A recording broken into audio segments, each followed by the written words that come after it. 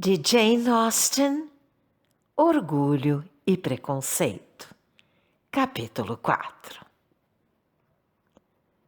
Quando Jane e Elizabeth se viram a sós, a primeira, que até então guardara uma certa reserva em sua apreciação de Mr. Bingley, abriu-se com a irmã e confessou-lhe quanto o admirava. Ele é exatamente como um moço deve ser, disse ela. Sensato, bem disposto e animado. E que modos os seus, tão simples e revelando uma ótima educação. E bonito, replicou Elizabeth, o que também é importante a um moço. Assim sua personalidade fica completa. Senti-me muito lisonjeada quando pela segunda vez me veio pedir para dançar. Não esperava tal galanteio. Não esperavas? Pois eu esperava por ti.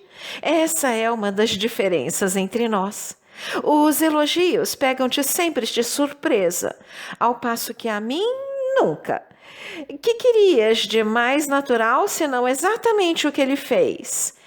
Ele não podia deixar de ver que tu eras 5 vezes mais bonita que qualquer outra no salão. Não é às suas boas maneiras que o deves. Ele é de fato simpático e dou-te licença para gostares dele. Não seria a primeira pessoa estúpida de quem gostaste.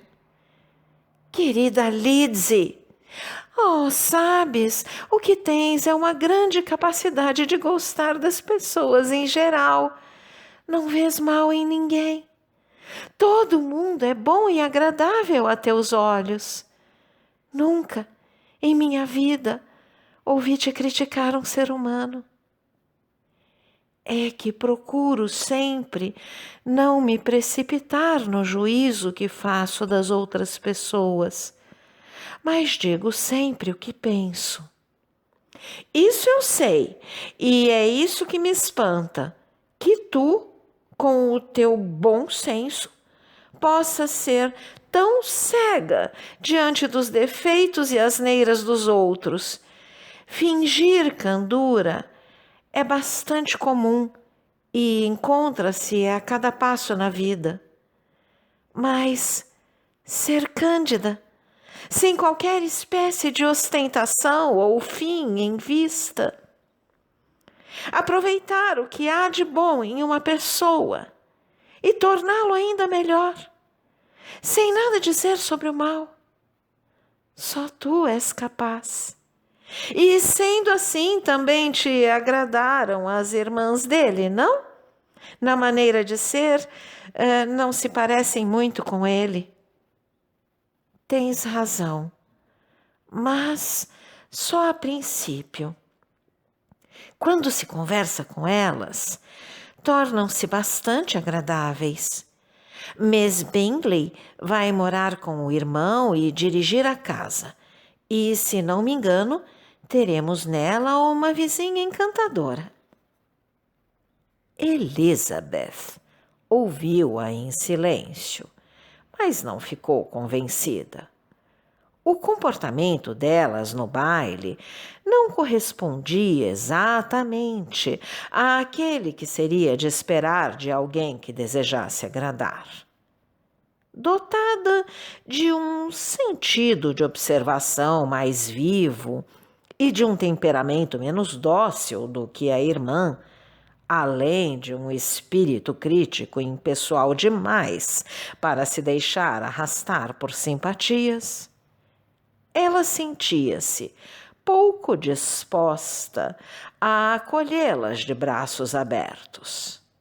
Eram, de fato, moças muito delicadas, capazes tanto de bom humor quanto contentes, quanto de se mostrarem agradáveis quando bem o entendiam. Todavia, eram orgulhosas e presumidas, indiscutivelmente bonitas, educadas em um dos principais colégios particulares da capital. Possuíam uma fortuna de 20.000 libras e tinham o costume de gastar mais do que o necessário e de se darem com a melhor sociedade. Não admirava que se sentissem inclinadas a pensar o melhor de si mesmas, em detrimento dos outros. O fato de pertencerem a uma respeitável família do norte da Inglaterra ocorria-lhes mais frequentemente à memória do que o de a fortuna de seu irmão e sua própria terem sido adquiridas pelo comércio. Mr. Bingley herdara bens no valor de 100.000 libras de seu pai, que tencionara transformar parte em terras, mas não vivera o suficiente para o realizar.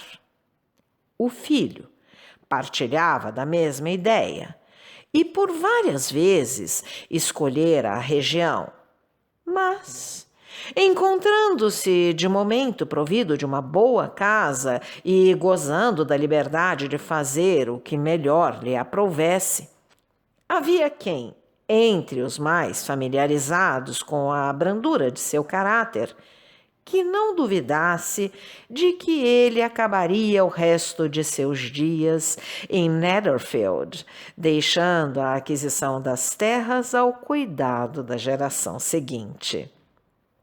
Suas irmãs ansiavam por vê-lo senhor de propriedades imensas.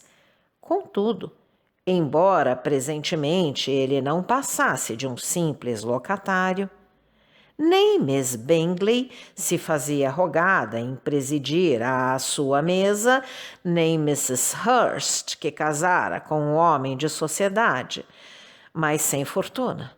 Estava menos disposta a, sempre que isso lhe conviesse, considerar como sua a casa do irmão. Mr. Bingley atingira a maioridade ainda não havia 2 anos, quando, por recomendação acidental, sentira-se tentado a visitar a casa de Netherfield.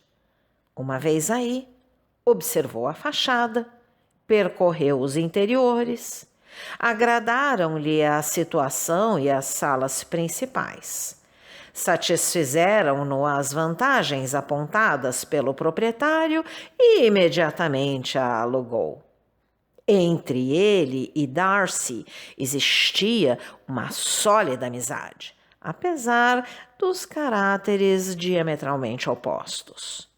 Bingley cativava Darcy pela brandura, franqueza e docilidade de seu caráter, se bem que essas qualidades contrastassem de modo absoluto com as suas, e se bem que Darcy não parecesse nem um pouco descontente com as qualidades que ele próprio possuía.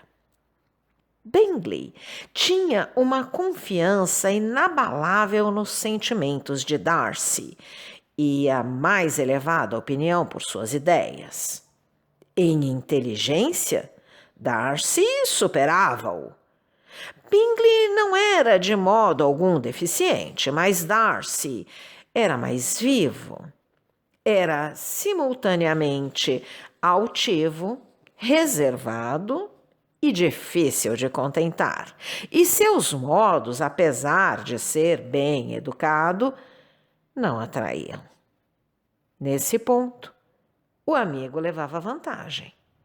Bingley, onde quer que aparecesse, tinha certeza de agradar, enquanto Darcy estava continuamente ofendendo as pessoas. O modo como falaram da festa no clube de Meryton era suficientemente característico de cada um. Bingley disse que nunca na vida encontrara pessoas tão agradáveis, nem moças mais bonitas. Todos tinham sido de uma bondade e atenção extremas para com ele. Não houvera nenhuma espécie de formalidades e depressa se sentira familiarizado com toda a sala. E quanto a Miss Bennet, não concebia anjo mais belo.